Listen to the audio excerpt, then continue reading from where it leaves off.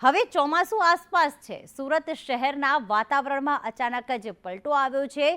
વેડ road, ring road અને તે વિસ્તારમાં હાલમાં વરસાદ વરસી રહ્યો છે અને સાથે સાથે કતારગામના જે વિસ્તાર છે ત્યાં પણ વરસાદ વરસી રહ્યો છે। વરસાદ પડતા લોકોને ગરમીથી રાહત મળી છે।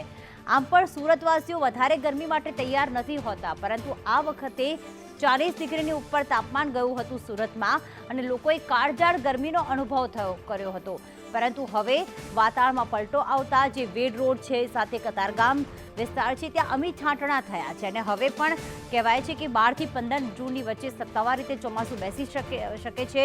પ્રી મોન્સૂન એક્ટિવિટીના ભાગરૂપે આ સપ્તાહ એટલે કે 8-9 જૂનની આસપાસ ગુજરાતના કેટલાક ભાગોમાં વરસાદની પણ આગાહી કરવામાં આવી છે અને એને જ લઈને સુરત શહેરના વાતાવરણમાં પલટો આવ્યો છે। રિંગ રોડ વિસ્તાર છે, કતારગામ વિસ્તાર છે, વેડ રોડ છે ત્યાં વિસ્તારમાં વરસાદના અમી છાંટણા થયા છે। મનીષ અમારી સાથે જોડાઈ ગયા છે। મનીષ, સુરતમાં દરિયા કિનારો નજીક હોવાના કારણે એટલી ગરમી પડતી નથી, પણ આ વખતે ત્યાં પણ ગરમીનો અનુભવ લોકોએ કર્યો। આ વરસાદ થતા કેટલી રાહત?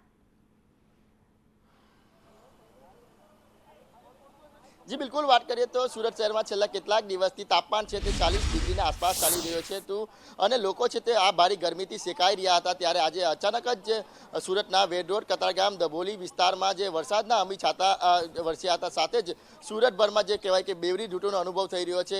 ક્યાંક જે કહેવાય કે તાપ પડી રહ્યો છે તો ક્યાંક સુરત દાદા છે તે આંખ મીચોલી રમી રહ્યા છે। એટલે કહેવાય કે જે ભારે ગરમી પડી રહી હતી તેનાથી લોકોને આંશિક રાહત મળી રહ્યો તેવું લાગી રહ્યું છે। જી આભાર મનીષ તમામ વિગતો માટે।